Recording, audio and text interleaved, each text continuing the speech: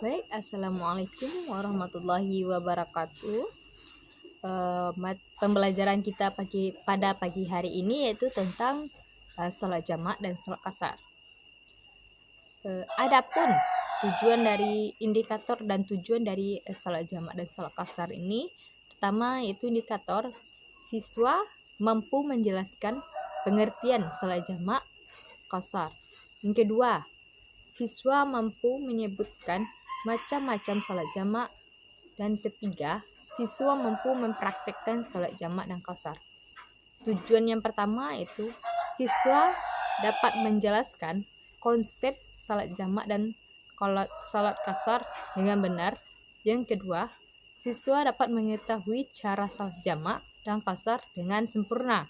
Dan yang ketiga yaitu siswa dapat mempraktikkan sholat jamak dan sholat qasar dengan tepat. Adapun kompetensi inti dari pembelajaran itu pertama KIA 1 menghargai dan menghayati ajaran agama yang dianut. Yang kedua, menghargai dan menghayati perilaku jujur, disiplin, tanggung jawab, peduli, toleransi, gotong royong, santun, percaya diri, dan berinteraksi secara efektif dengan lingkungan sosial dan alam dalam jangkauan pergaulan dan keberadaannya. Yang ketiga itu memahami pengetahuan faktual, konseptual, dan prosedural berdasarkan rasa ingin tahunya tentang ilmu pengetahuan, teknologi, seni budaya, terkait fenomena dan keterjadian tampak mata. Yang keempat yaitu mengolah, menyajikan, menalar dalam ranah konkret, menggunakan, mengurai, merangkai, memodifikasi, membuat, dan ranah abstrak, menulis, membaca, menghitung, menggambar, dan mengarang sesuai dengan pembelajaran di sekolah dan sumber lain yang sama dalam sudut pandang teori. Adapun kompetensi dasarnya yang pertama itu memahami ketentuan sholat jamak dan qasar. Yang kedua itu praktek sholat jamak dan qasar. Adapun kita akan membahas tentang pengertian dalil dan sholat jamak. Yang kedua itu sholat jamak takdim, sholat jamak takhir, sholat qasar, dan sholat jamak qasar. Yang pertama yaitu sholat jamak. Sholat jamak ini adalah sholat yang dikumpulkan, artinya dua sholat fardu dikerjakan pada satu waktu karena ada sebab tertentu. Misal sholat zuhur dan asar dikerjakan pada waktu zuhur atau waktu asar. Bagipun pada sholat maghrib dan isya dikerjakan waktu isya.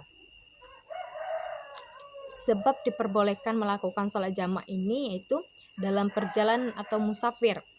Yang kedua itu dalam keadaan hujan lebat, bagi yang bisa berjamaah di masjid maka sebaiknya sholat di masjid. Itu terus yang ketiga tuh dalam keadaan sakit. Dalam keadaan sakit ini emang tidak bisa untuk melakukan apa-apa, emang terfokus kepada dia emang terbaring lemah gitu, maka tidak apa-apa melaksanakan sholat fardu jamaah.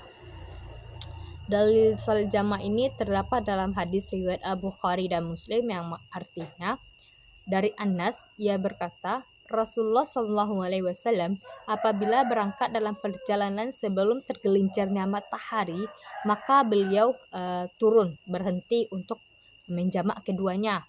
Jika matahari telah tergelincir sebelum beliau berangkat, maka beliau sholat zuhur terlebih dahulu, kemudian baru beliau naik kendaraan.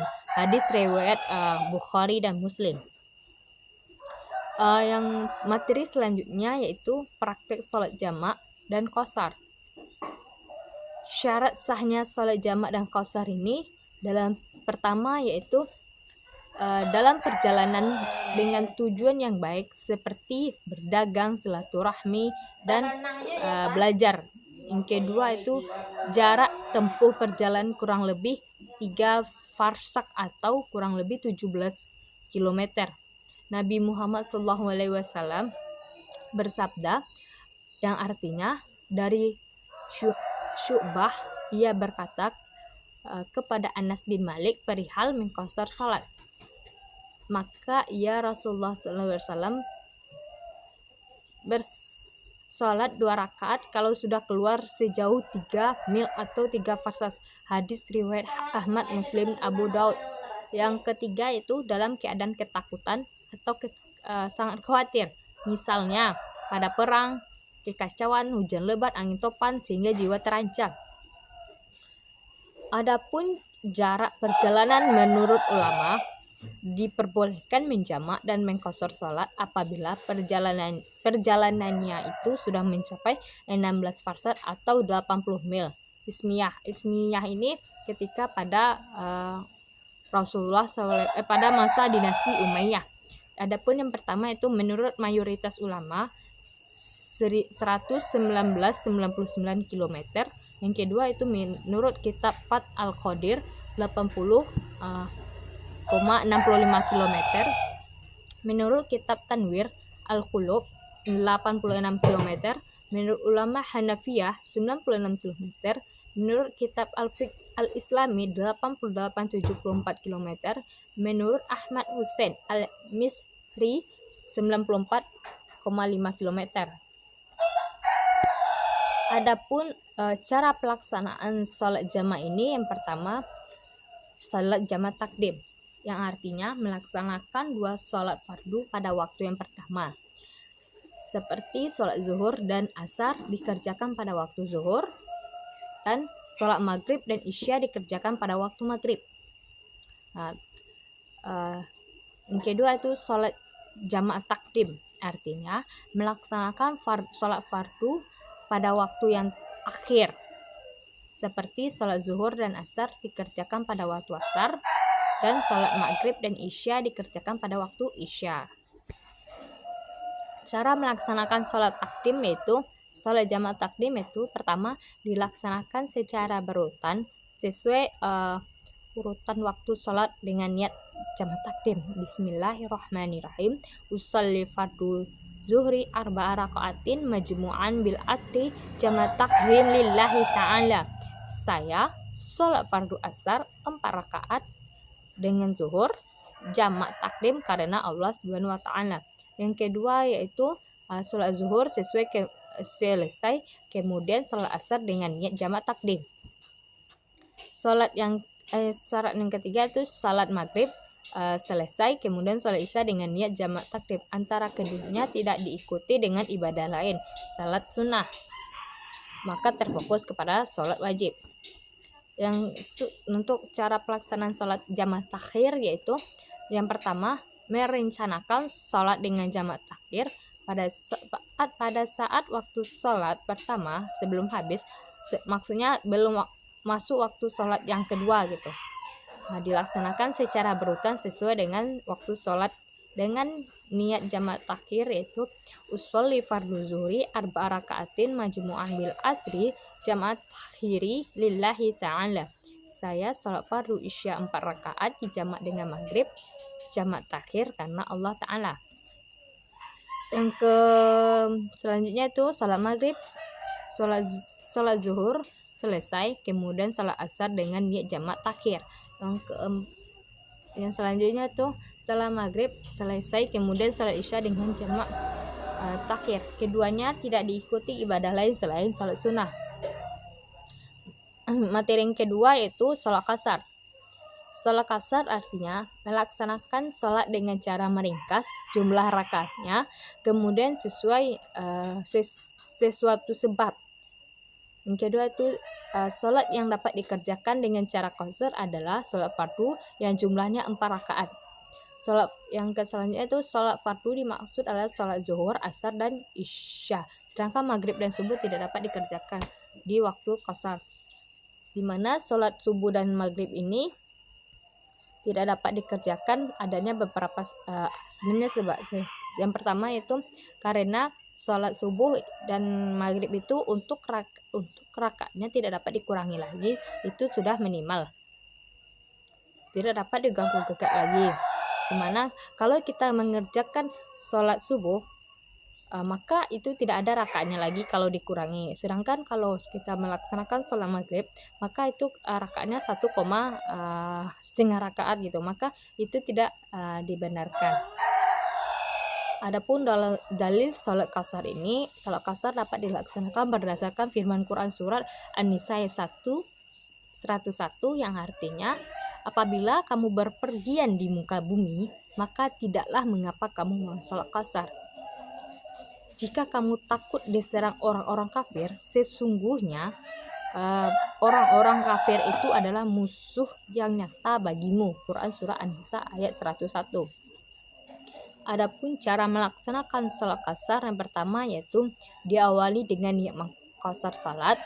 Jika dilafalkan niatnya itu sebagai berikut: usolli fardhu zuhri arba'a raka'ataini fardhu lillahi ta'ala. Saya salat zuhur 2 rakaat di qasar karena Allah Ta'ala. Niat salat asar: usolli fardhu asri raka'ataini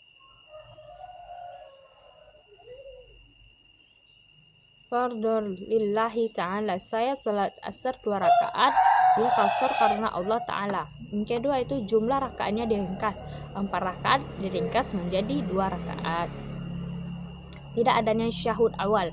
Ketika kita melaksanakan salat qasar, jika salat pertama itu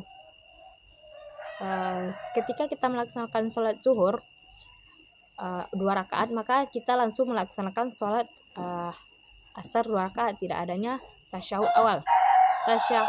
Tasyahud dibaca pada akhir rakaat kedua. Salam. Itu yang selanjutnya itu salat yang diboleh dijamak dan qasar. Salat yang dapat dikerjakan dengan jamak adalah salat zuhur, asar, maghrib, dan isya. Sedangkan subuh hanya bisa dikerjakan sesuai waktu subuh, ketika waktu subuh. Itu selanjutnya itu salat yang dapat dikerjakan dengan qasar adalah salat yang jumlah rakaatnya 4, yaitu zuhur, asar, dan isya. Salat maghrib dan subuh tidak dapat dikerjakan waktu qasar. Selanjutnya materi selanjutnya yaitu salat jamak qasar. Salat jamak qasar adalah salat yang dilakukan dengan cara menggabungkan 2 waktu salat dan diringkas jumlah rakaatnya. Dalam salat jamak qasar ini, jumlah rakaat yang dapat diringkas hanya salat zuhur, asar, dan isya. Cara melaksanakan salat jamak qasar yang pertama yaitu salat zuhur dan asar masing-masing dilaksanakan dengan 2 rakaat. Yang kedua, salat maghrib dan isya. Salat maghrib dilaksanakan 3 rakaat dan salat isya dilakukan 2 rakaat. Hukum melaksanakan salat qasar adalah mubah atau boleh, sifatnya ruksyah, di mana keringanan atau kemurahan yang diberikan Allah kepada umat Islam. Adapun contoh-contoh niat salat jamak dan qasar, di mana di sini anak-anak dapat melihat contoh-contoh niat dari salat qasar ini. Nah, baiklah, hanya sekian materi dari Bu. Mohon maaf kalau ada kesalahan. Sekian, terima kasih. Wassalamualaikum warahmatullahi wabarakatuh.